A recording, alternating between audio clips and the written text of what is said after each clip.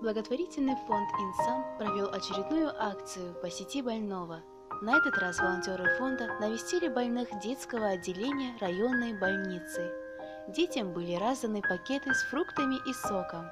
Улыбки на их лицах – вот что главное в проведении этой акции. Ведь дети – это райские птички, которых мы должны беречь.